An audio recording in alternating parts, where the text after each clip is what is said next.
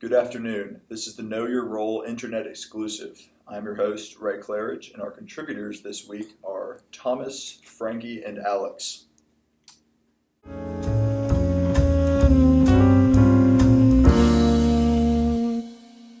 we're going to get right into it. First topic, we're going to talk about the NFL draft, specifically the trade between the Tennessee Titans and the Los Angeles Rams. So, Frankie, how does this trade affect the landscape of the AFC South? All right, so this is going to shake up the AFC South really a lot. Okay, so the Titans, I think this really works in the Titans' favor. It's a good trade by the Titans because they really needed more picks. To me, they only have a quarterback, a running back, and a tight end, and they have Jarrell Casey on defense. They have one good DB. So they need a lot more pieces. As a Texans fan, makes me kind of scared because they're going to go to 15. They could steal a wide receiver from us, maybe someone like a Will Fuller, Corey Coleman. And then they got 2 second-round picks. They can build their defense off of that. And then they got 2 more third-round picks. One, they got 2 third-round picks from the LA Rams. One for this draft, and then other for the next draft. So they're gonna have a lot of opportunities to build their team, and future looks bright for them. And then Jaguars doesn't really affect them too much. I think they're still gonna try to build their defense through the draft. And then Colts, I think probably going to go offensive line. Excellent.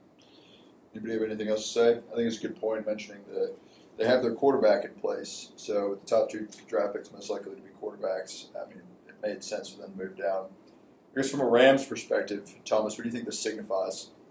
Well, I think it sends a mixed message to the fans because all throughout the offseason we've heard of how confident they are in Case Keenum, how, Jeff Fisher saying that he's an extra point and a field goal away from being perfect, So both from Fisher and from the GM that they put a lot of confidence in Case Keenum.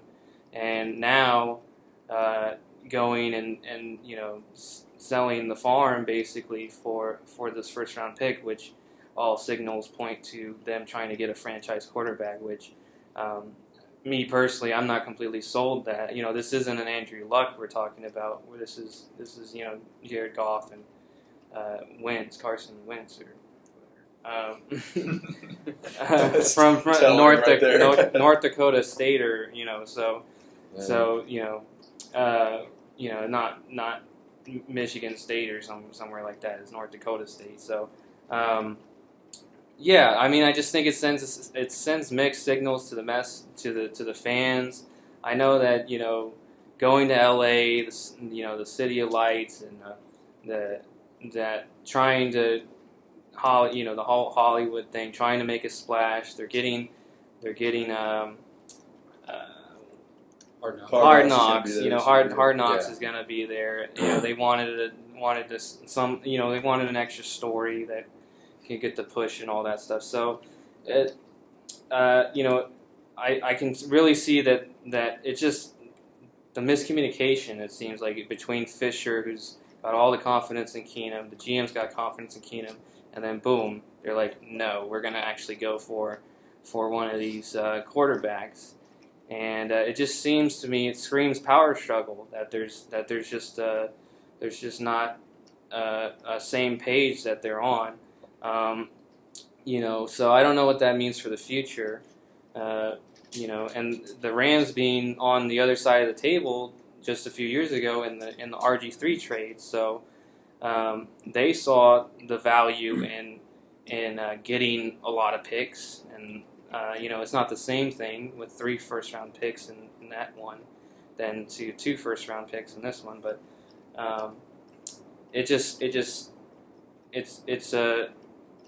it's not a very good trade for the Rams, is what I'm saying. I agree. I think so. Yeah, it's interesting how just a few years ago, you think back to RG3. So what does this mean for Case Keenum?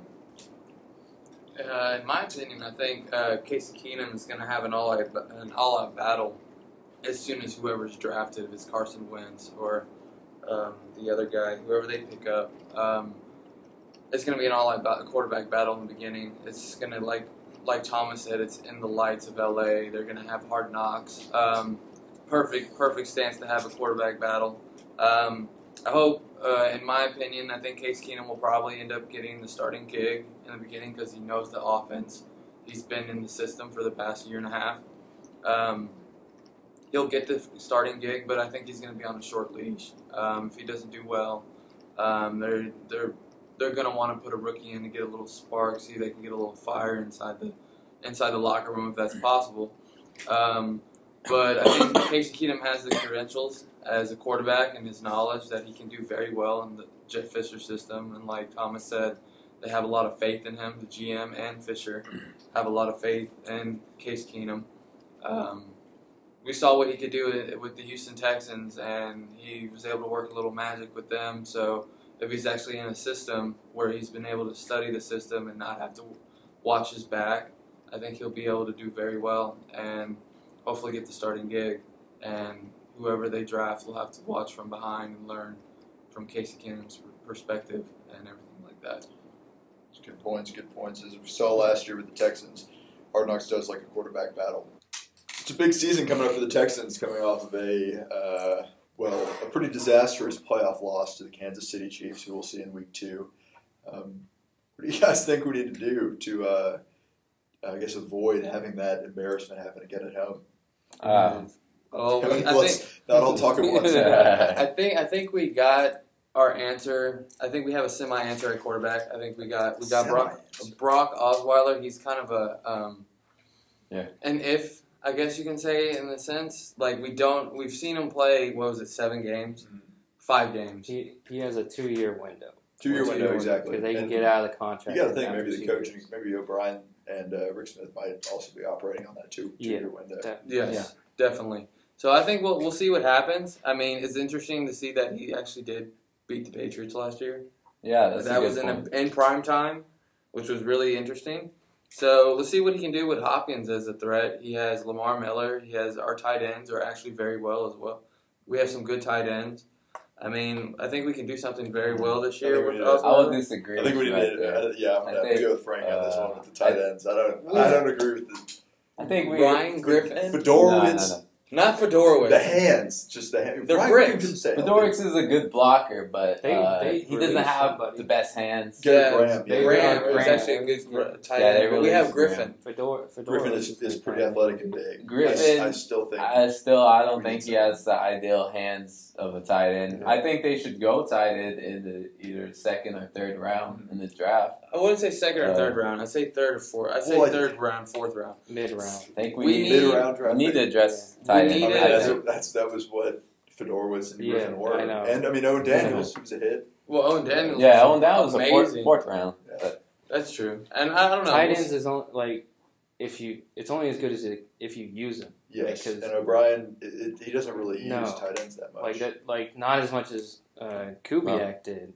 So yeah, Kubiak. Or Schaub basically lived in the tight end. That's a good point because Graham did a lot better when Kubiak was around. I think something that you touched on earlier was the importance of certain positions, especially when drafting, and tight end really isn't one of them per se. I mean, you want someone that can just is a big body, who can catch, something that's right here, and not ask a whole lot to do other than, and they need to block because they're part of the line too still. But as long as you just have there's people that like Darren Fells, who's with the Cardinals, who's like a really good tight end, but he played basketball.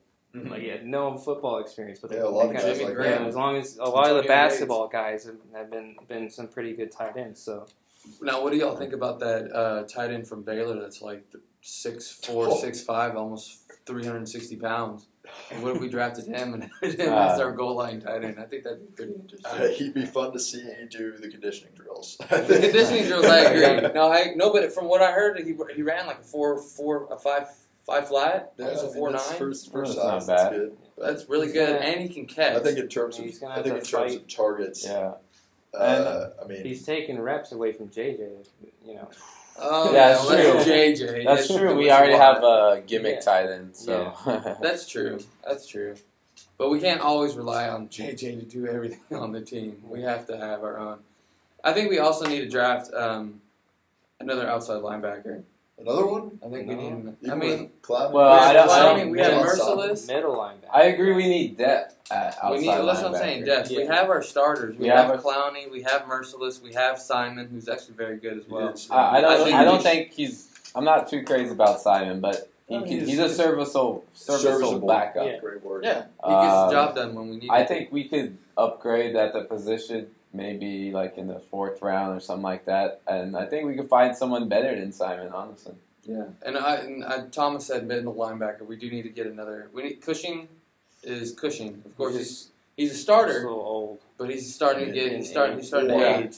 Yeah. He's very Worn worn. injuries. And Someone he's had a lot- behind, because we got our stars in Cushing and McKinney. Well, McKinney's a freak. He's 6'5", 240-pound linebacker. He can run 4.5. Yeah. Yeah. So we I could use think some depth behind. we need to get another rookie, and we need someone that can stay behind Cushing and learn from Cushing and McKinney. I think, and So just really depth on defense, basically at all positions. And Yeah. then I think more like specifically defensive end end. is a huge Yes. need on the we have a on the hole line. in defensive Yeah. end. Right? That's big the hole. biggest hole on our defense. Besides, defensive end. The opposite I spot mean, of it's Watt. JJ Yeah, and the opposite middle. JJ Wilfork Watt. wasn't. Yeah. Wilfork wasn't. I Yeah. guess he didn't really live up to what was hoped of him. Yeah. But We really, could use some you depth can there, you can too. address the nose tackle late in the later rounds because you just really need that big You need body. a plug. Yeah, You you just need need yeah. someone Really that can plug. take one guy at least to give not the JJ Watt Yeah, triple defensive team. tackle. JJ Yeah, Watt we gotta double team. hopefully get away from Yeah. that. We'll see what happens. I think it's gonna be very interesting, and I mean, I think we should draft a wide receiver in the first round if one's available. I think we need a second to Hopkins. We don't need to rely on all these veterans to get the job done. I think it's something we never really had either with Andre. We've When never Andre had Johnson two. was there. He Yeah. was the second receiver, Two Kevin elite Walter. ones. He Yeah, was Kevin great on Walter. third downs, but he was never not a that. burner. But I mean, like Jalen Strong was kind of that guy, and he's still. I Like, think he good- has potential. Still time. He needs to The grow. rest though. doesn't help. He needs to grow. Yeah, Yeah, his yeah. marijuana arrest in Arizona doesn't help. Yeah. But I think we need to compete at the wide receiver. You want another down the field threat. Who do you Yeah. think? We need a they- speedster. Yeah. We honestly Other need a than guy that on can the run opposite side. 4.3 and 4.4. So Who do you Will think that Fuller guy then? should be? Yeah, If he's available, Will Fuller or Fuller. is I the agree. Baylor. Will Fuller Fuller. is. Corey Coleman from Baylor too. he's big. He can run really, really deep. fast. That's about all I he did would at Baylor, prefer though. Will Fuller because he's faster and he's a little bit taller. I think he's a little bit better of a route runner as well. Mhm. The only issue with Will Fuller is his hands. Yeah. So that's the but I think we can work with him and then he can. He looked good in the drills at the combine. Like I thought. His hands didn't. He seem didn't- Too If I'm bad. not mistaken, he So- didn't drop a pass at the No, combine. He looked good. I think it's the thing with Osweiler too. He's got a cannon. I mean, he can Yeah. throw the ball. He's Yeah. big, he can move, and so I think you've got to take advantage of that arm. You got to get the ball downfield. DeAndre's been. I mean, he's had some incredible catches down the field, but But he's not the. He can run routes. He's not I think a he's more of a speedster. route runner than he is a speedster. Yeah, he's not the absolutely, fastest guy. definitely. And so that thing to just take the top off the guy to take the top off the defense would be, I think, could be monumental for the offense. But we saw that Osweiler can hold on to the ball too. Like he likes to make the play. He doesn't like to throw it away too much. So losing two big pieces on the offensive line in Brooks and Jones, made them address it in the offseason a little bit, bringing in the center from I think Jacksonville. Was it Jacksonville? Yeah. And then I think I we don't know did. the name, Did we but- get a guard as well? Yeah, we got Jeff Allen from Kansas City. Yes. Yeah. And he's a pretty good guard.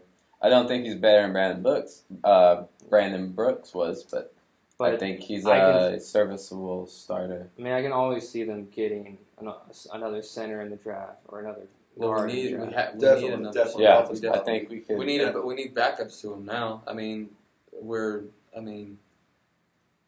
look at the schedule, and it's a really tough schedule Yeah. this year. A lot of the teams coming in, some really good playoff teams, with good offenses, but not only that, but really good pass rushing defenses. I mean, we have Denver coming. Denver, you've got the Raiders in Mexico City. Revenge. It's the Raiders. Jacksonville twice with their improved defensive line, getting Dante Fowler Jr. back and signing Malik Jackson. So it's Jacksonville really upgraded this season. It's gonna be interesting. I think, And then the Titans be a lot better. The Titans aren't a pushover defense either. I mean, you got to hope so after this draft. well, not only that, it's who's the this draft, Steelers? The Steelers defensive coordinator. Dick LeBeau, yeah, he's there. He's their defensive coordinator. If you have a great mind like Dick LeBeau as your defensive coordinator for a second year, and they're going to be familiar with a system, I have a feeling the Titans are going to be a force to mess with their defense as well. All right, we're going to shift gears now to the NBA playoffs, and if we go to the West, top three teams: Golden State, San Antonio, and Oklahoma City. Still looking like the favorites, I got to think. Golden State taking a 2-0 lead last night over the Rockets without Steph Curry. What do you guys think? You still think those three are at the top, or either dark horses you see coming out? I would say they're at the top. I have a feeling it's going to be between San Antonio and Golden State for the finals in the West bracket. It depends on how good these teams play. I mean, I wouldn't let the Clippers out of it either. They could be that one Cinderella team, and they could come and win it all as well. All these people are professionals; they get paid to play, so you never know what might happen. They might get a spurt. I mean, Blake Griffin did come back really strong that game, one against Portland. I also think OKC has a shot too. I mean, they match up pretty good with a lot of the teams. I think they have. Anytime you have Russell Westbrook and Kevin Durant, I think you always have a shot. I just think the other night kind of struggled. KD was very cold. Yeah. He's I think he only had like 7 total field goals out of like 20 something. So he didn't play very well. I think that's the reason why they lost. I mean, he missed like 2 straight shots at the. They go as he goes. Yeah, after a minute. Westbrook, it's really a two-man show. Yeah, and then Russell Westbrook, I mean, he's right there with Steph Curry as the top point guard in the league. So, I mean, I think they're a very streaky team, and if they get hot, they could, give the Warriors and Spurs some trouble. Yeah, definitely. And the team definitely feeds off of Westbrook and Durant. If they're doing well, the whole team does well as a group because they feed off each other's energy like a team should. Just like how the Warriors do it with Thompson and Curry and Green and Iguodala. They all play as a unit, and if they get hot, if one of them gets hot, the whole team will get hot because they feed off each other's energy and confidence, in my opinion. Yeah, and we don't know if Steph Curry is, he's injured right now. Yeah, I think it's an ankle. I think it's an ankle sprain. Ankle, it's not good to see. So, I mean, he could possibly, I don't think it's too serious. But I don't think it's serious enough for the Rockets to still have a chance or anything. But even without Steph Curry, the Rockets have no shot. It's just. I'm gonna say we do. I think we still have a chance because that last game, we only lost by 10 points, and that was it's so. I heard that was in Golden State. When you talk about going as your players go, teams going as their players going. Yeah. Shaq had an interesting comment last night. Well, very direct comment of saying Harden has no leadership skills, and I think it's based off of last year to this year. Maybe. It's just so evident that the team is nowhere near the same, top to bottom. Even though the same players are pretty much all still there. They expect Terry and Brewer and those guys with the finals experience to be the leadership guy. And they want Harden just to score points. And I don't think that's not how it's acting. Terry can't guard anyone. Yeah. He's not the Jet anymore. He's a broken down Jet. No, I don't think the Rockets have a lot of maturity either. I don't think they're like very they're not very mature, and sometimes they make a lot of boneheaded plays, in my opinion. I don't know. Remember the last time I saw Harden and Howard high five or really communicate on like a good Harden's not level. To me, he doesn't seem like a good communicator at all. Mm-hmm. And also, we don't have a leader as a coach. We have an intern coach right now. Yeah, Last year we had Mikhail. Mikhail was the leader. He was the coach. And I think it was a mistake firing him, to be honest. That's a whole other topic. Yeah. Shifting to the East. We've got Cleveland and Detroit. Detroit played well game one, but very well. Cleveland still came out with it. The Raptors at the second seed, dropped game one, win game two. Won game two. Do they have a chance at moving on? Do they have any chance, or is this really going to be a maybe Miami Heat and Cleveland show? Cleveland show. I don't know. Toronto's played very well in the first game for the first half. And then after that, they just went downhill. If they can play as well as they did the second game, I have a feeling they can get back in the groove and actually fight the demons of losing in the first round the past 2 years. And we'll see where it goes. But Paul George and the Pacers aren't any pushovers. Paul George is really, really playing well versus them. Came back very strong this year, in fact, from his injury that last year. We'll see what he does. It's going to be an interesting game. I think the East is a little more interesting in the way of all these teams do have a chance. There's no single team out there that's like the juggernaut. All these teams, I think, have a chance to come to the finals, in my opinion. We'll see where things go. Yeah, I think I don't think the Raptors are gonna make it to the finals. I think I agree with you. I think it's gonna be the Heat and Cavaliers. I think the Cavaliers are going to go to the finals again. They just have such a complete team, even when they're not clicking. I think the last game, not everyone was playing up to their potential. They still have their own coach issue. They sure do. They keep showing up the coach. Yeah. They keep doing so many things to disrespect him. But still, it is LeBron's team, and however LeBron wants it to go, it's going to go. But then also they had coach issues with David Blatt too. So. Absolutely. All right, so moving on to the Astros. Kind of a disappointing start thus far. Some hitters have been showing up. Keuchel's had a couple appearances, but overall, just really not a great start considering the Sports Illustrated prediction of getting to the World Series. Yeah, that's pretty lofty expectations, and I think a lot of the fans also expected that coming from last year. But in my opinion, I think they hit. They were punching above their weight. Last year they kind of relied a lot on rookies, on having great years and getting a lot of value out of those rookies, especially.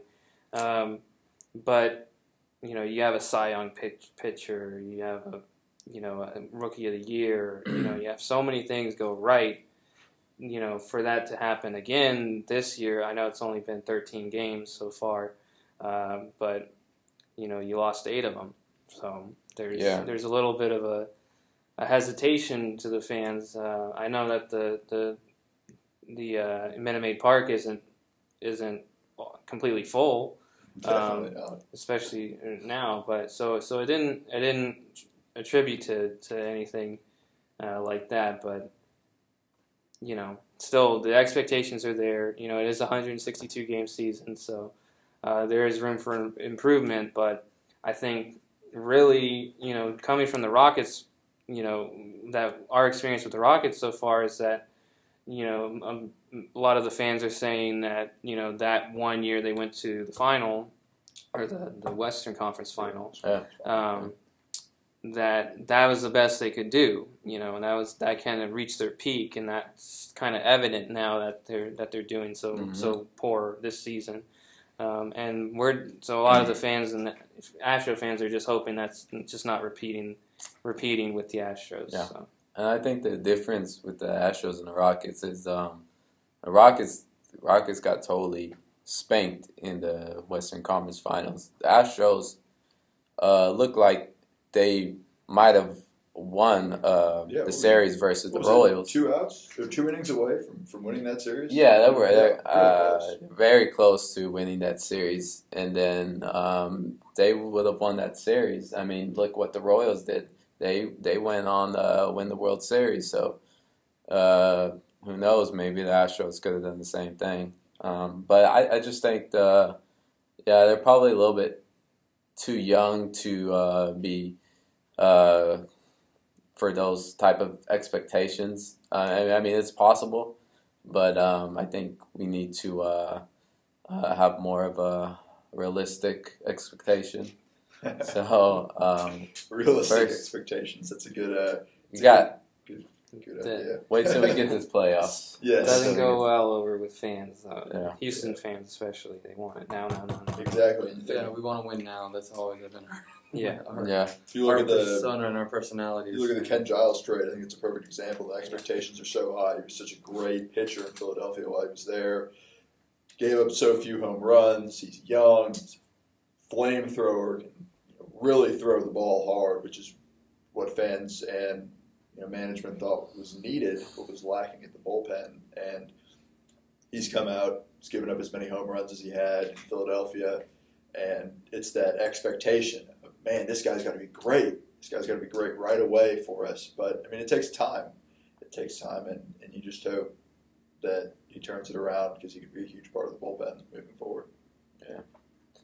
I agree. And then we also have this rookie that's I don't remember his name very well, but Tyler White. Tyler White has been hitting balls like it's he's been playing baseball for an eternity. He's a rookie. Yeah. He's doing very well right now. He's hitting balls out of the park. I think he has the leading home run. He has the leading home runs on our team so far. He's up there, yeah. Mm-hmm. And he's doing very well for a rookie. And from what I've heard, I think you guys told me he was the 33rd. Yeah, pick. 33rd rounder, and I think it fills a huge need because first base was a huge weakness last year with Chris Carter strikeout or home run, and then John Singleton, who just could not get on base last year or in the spring. Yeah. So I mean, the pieces are there. I think we could all agree we have plenty of infield talent. Correa, Altuve, White, outfield talent. You've got George Springer, Carlos Gomez. You got to hope turns it around at some point. And then Rasmus, he's got that power. Yeah. So, But there's a debate. I think debate as to whether Chris White is good on the base. Is good is a good defender. So I mean, he could hit. He's got a good batting arm, but can he play defense? we'll see. Plenty of season left. That's a lot of season. Plenty of season left. I mean, the NBA season is long at 82 games. Look at the Rockets starting out at 4-7, but They made it to the 162 playoffs. games is just It's Yeah. a long time. Unpredictable. a long time. Oh yeah. And what do you guys also think about Mike Trout and the other guys, Bryce Harper. Bryce Harper. situation on these contracts that are coming up, and how much money these guys are about to bank on and make all of us look puny with our You're going to contracts. see a lot of money get thrown around. You see a lot of money get thrown around. I have a feeling it's going to be almost probably $1 billion on just two players, if you think about it, Wow. in 20 years. That'd be crazy. I think their contracts are going to be easily in the high $300 million to low 400s.